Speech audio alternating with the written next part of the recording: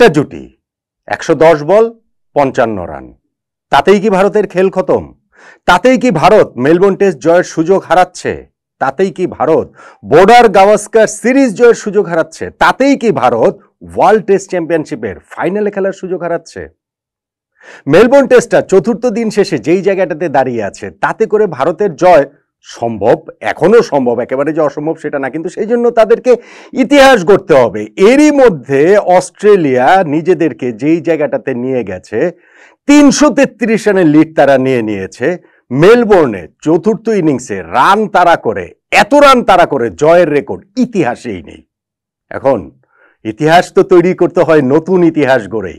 ভারতের পক্ষে এটা যে একেবারে অসম্ভব সেটা নয়, কিন্তু লাস্ট উইকেট পার্টনারশিপে নাথান লায়ন এবং স্কট বোল্যান্ডের ওই অবিচ্ছিন্ন 55 রানেই কি ভারত ছিন্ন ভিন্ন হয়ে গেল কিনা, এটাই কি ম্যাচের চতুর্থ দিনের মোমেন্ট অফ দ্য ডে কিনা, সেটা একটা বড় আর্গুমেন্টের বিষয়। কিন্তু আমি যদি বলি যে না, এর চেয়েও বড় মোমেন্ট রয়েছে, কোনটা?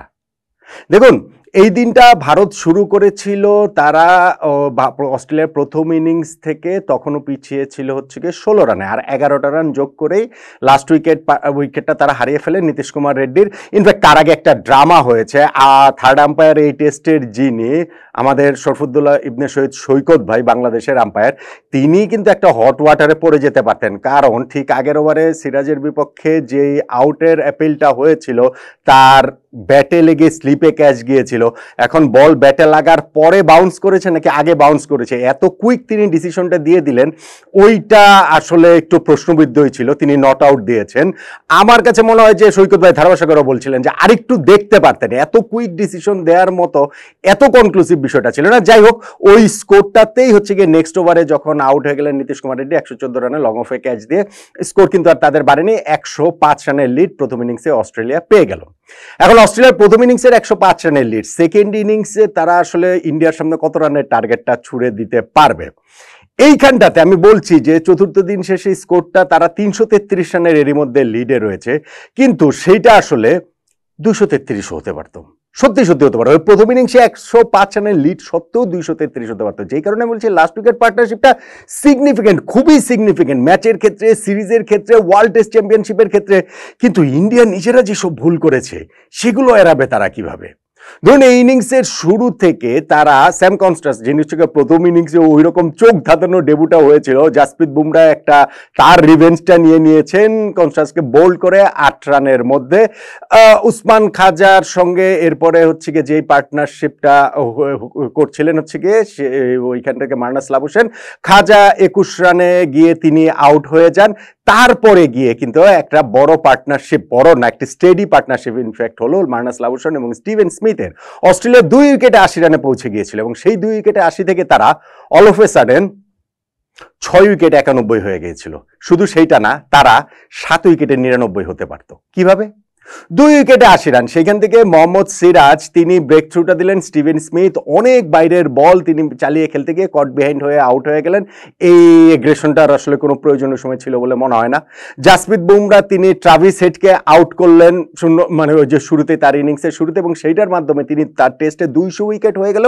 টেস্ট ক্রিকেট ইতিহাসে 200 উইকেট, তার চেয়ে কম অ্যাভারেজে আর কোনো বোলার কখনোই নেয়নি ভাই। What a bowler, what a champion bowler. এই যে ইন্ডিয়া আজকে সারাদিনে 9টা স্পেলে তিনি বোলিং করেছেন এবং যখনই বোলিং করেছেন মনে হচ্ছে যে কিছু না কিছু হবেই। মোটামুটি তিনি একাই ভারতকে হচ্ছে গিয়ে ম্যাচের মধ্যে রেখেছিলেন এবং অন্য সাইড থেকে খুব একটা সাপোর্ট, আজকে সিরাজ একটু স্টেপ আপ করেছেন কিন্তু অন্য সাইড থেকে খুব একটা সাপোর্ট তিনি পাননি এবং ফিল্ডাররা তাকে আসলে লেট ডাউন করেছে। যাই হোক, ওইখানটাতে যখন স্টিভেন স্মিথের আউটে ব্রেক থ্রুটা তারা পেল, তারপরে গিয়ে জাসপ্রীত বুমরা আউট করলেন ট্রাভিস হেডকে, ওই ওভারটাতেই তিনি মিচেল মার্শের উইকেটটাও নিয়ে নিলেন এবং ভেরি নেক্সট ওভারে তিনি যখন অ্যালেক্স ক্যারিকেও আউট করলেন, ওই যে বললাম না 2 উইকেটে 80 থেকে 6 উইকেটে 91 রান তাদের হয়ে গিয়েছিল এবং সেটা 7 উইকেটে 99 হতে পারত যদি যশস্বী জয়সওয়াল তিনি ক্যাচটা না ফেলে দিতেন। কার ক্যাচ ফেলেছেন তিনি? Marnus Labuschagne. কত রানে ছিলেন তিনি? 46 রানে। এই ক্যাচ মিস করার পরে যেই ফ্রাস্ট্রেশনটা দেখিয়েছেন স্লিপ থেকে ওইখানটাতে কি বলা চলে যে ক্যাপ্টেন রোহিত শর্মা, ফ্রাস্ট্রেশনটা সহজেই বোধগম্য, কেননা 99 যদি হয়ে যায় ইউ নেভার নো, ভারতের হয়তো ফোর্থ ইনিংসে 220, 30, 250 রান হয়তো চেস করতে হতো এবং সেইটা খুবই পসিবল ছিল। আর যশস্বী জয়সওয়ালকে এই একটা ক্যাচ মিস করেছেন, জয়সওয়াল তিনটা ক্যাচ ফেলেছেন এই দিন। তিনি হচ্ছে গিয়ে 1 রানের সময় উসমান খাজার ক্যাচ ফেলেছেন এবং সেইখানটাতে লেগ গালিতে দাঁড়িয়ে সেই ক্যাচটা তিনি ফেলেছেন। উসমান খাজা 21 রান করেছেন, 46 রানে ক্যাচ ফেলেছেন। লাবু সেন 70 রান করেছেন এবং সেইটা তার চেয়ে বড় কথা হচ্ছে গিয়ে 99 হতে পারতো। এরপর প্যাট কামিন্সেরও একটা ক্যাচ তিনি ফেলেছেন, সেই প্যাট কামিন্সের রান তখন ছিল 21, কামিন্স শেষ পর্যন্ত 41 করেছেন। কামিন্সের ওই ক্যাচটাও যদি তিনি ধরতে পারতেন তাহলেও কিন্তু 135 রানে 7ম উইকেট পড়ে যেত ওই অস্ট্রেলিয়ার, সেইটা হয়নি। ফলে ওই পার্টনারশিপ একটা 57 রানের হয়ে যায় লাবু সেন এবং প্যাট কামিন্সের, খুবই খুবই খুবই গুরুত্বপূর্ণ পার্টনারশিপ।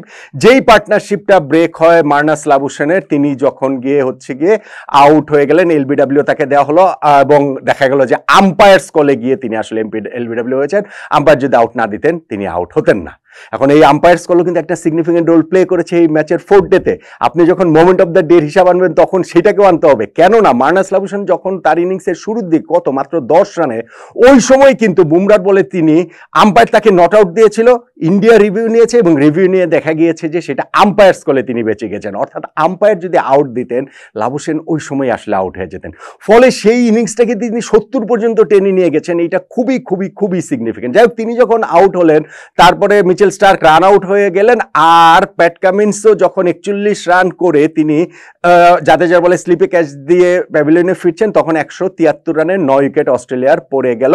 278 রানের তাদের লিড, অলরেডি এটা যথেষ্ট হেলদি লিড, কিন্তু দিনের খেলা শেষে সেই লিডটা তারা 333 রানে নিয়ে গিয়েছে নাথান লায়ন এবং স্কট বোল্যান্ডের ওই দুর্দান্ত পার্টনারশিপটাতে।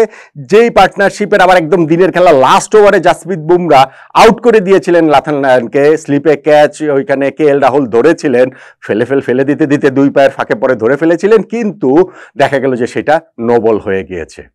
এখন ওইটা হয়তো অত সিগনিফিকেন্ট না আপনি যদি সেভাবে বিবেচনা করেন, কিন্তু 333 রানে যে লিড যে তারা নিয়েছে, মেলবোর্নের ইতিহাসে কখনোই এত রান তারা করে কোনো দল জিততে পারেনি। ফলে ভারতের সামনে একটা পাহাড় পর্বত টপকানোর চ্যালেঞ্জ কিন্তু এখন এই মুহূর্তে রয়ে গেছে, যেইটাতে অবশ্যই অস্ট্রেলিয়ার লাস্ট উইকেট পার্টনারশিপটা খুবই গুরুত্বপূর্ণ, অবশ্যই লাবু সেন এবং স্টিভেন স্মিথের পার্টনারশিপটা গুরুত্বপূর্ণ, কিন্তু যখন মোমেন্ট অফ দ্য ডে হিসাব করবেন তখন আমার কাছে মনে হয় 3টা জিনিস এই জায়গাটাতে আসবে, ইনফ্যাক্ট 4টা জিনিস বলতে পারেন। একটা হচ্ছে গিয়ে লাস্ট উইকেট পার্টনারশিপ, অবিচ্ছিন্ন 55 রানের, অস্ট্রেলিয়া এই রানেও ইনিংস ডিক্লেয়ার করে দিতে পারে, কালকে একেবারে দিনের খেলার শুরু থেকেই তারা ইন্ডিয়ার উপরে ঝাঁপিয়ে পড়ার ডিসিশন নিতে পারে, সেটার জন্য আমাদের ওয়েট করতে হবে। যাই হোক, এই লাস্ট উইকেটে অবিচ্ছিন্ন 55 রান, এইটা একটা মোমেন্ট অফ দ্য ডের দাবিদার। অবশ্যই ওইখানটাতে যেই কি বলা চলে যে 57 রানের যে পার্টনারশিপটা হয়েছিল লাবু সেন এবং প্যাট কামিন্সের, কামিন্স তো প্রয়োজন হলেই তিনি রান করে দেন, এই টেস্টের ফার্স্ট ইনিংসেও দুর্দান্ত একটা কন্ট্রিবিউশন তার রয়েছে। সো ওইটাও একটা মোমেন্ট অফ দ্য ডের দাবিদার। Umpires call moment of the ডের দাবিদার, কেননা মার্নাস লাবু সেনকে শুরুতে আউট দিলে তিনি আউট হয়ে যেতে পারতেন, কিন্তু শেষ পর্যন্ত আম্পায়ার্স কলেই মানে কলে দিয়েও তাকে মানে আউট করে দিয়েছেন, সেটাও আম্পায়ার্স কলে হয়েছে, কিন্তু ততক্ষণে ভারতের সর্বনাশের পথটা তিনি তৈরি করে দিয়ে গেছেন। আর 4 নাম্বার যে জিনিসটা মোমেন্ট অফ দ্য ডের দাবিদার, সেটা হচ্ছে যশস্বী জয়সওয়ালের 3টা ক্যাচ মিস করা। তার মধ্যে উসমান খাজার ক্যাচটা ঠিক আছে, আমি না হয় ধরলাম, প্যাট কামিন্সের ক্যাচ মিসটাও গুরুত্বপূর্ণ, কিন্তু ভীষণ ভীষণ রকম গুরুত্বপূর্ণ সেই সহজ ক্যাচ ফেলে দেওয়া মার্নাস লাবু সেনের, যেইখানটাতে মোমেন্টামটা পুরোপুরি ইন্ডিয়ার দিকে ছিল।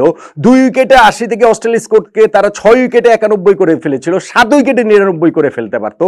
ওইটা আসলে ইন্ডিয়ার জন্য সবচেয়ে বেশি কস্টলি হয়ে গেছে।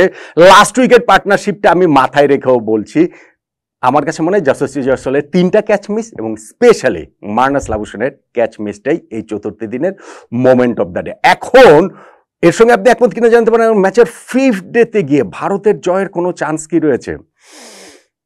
আমি থার্ড ডে শেষে যেখানে ছিলাম, ফোর্থ ডে শেষে আসলে সেইখানটায় থাকে। ভারত একটা আউটস্ট্যান্ডিং সুযোগ তারা তৈরি করে ফেলেছিল তাদের এই বোলিং ইউনিটের কারণে। বুমরার নেতৃত্বে দুর্দান্ত বোলিং তারা করেছে, স্পেশালি জাসপ্রীত বুমরা।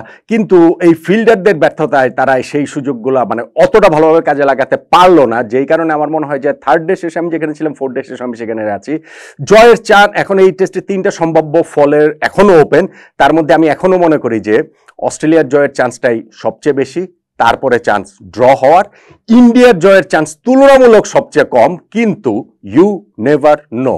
333 রানে যে লিড অস্ট্রেলিয়া রয়েছে, সেই ওভারনেট স্কোরে তারা যদি ডিক্লেয়ার করে, লাস্ট ডেতে গিয়ে যখন ম্যাচ, সিরিজ, ওয়ার্ল্ড টেস্ট চ্যাম্পিয়নশিপের ফাইনাল সবকিছু যখন অন দ্য লাইন, তখন ভারত ওইটার জন্য ঝাঁপিয়ে পড়বেই। এক্সাইটিং একটা ফিনিশ কি দেখা যাবে নাকি মেলবোর্নে? বলেন তো দেখি।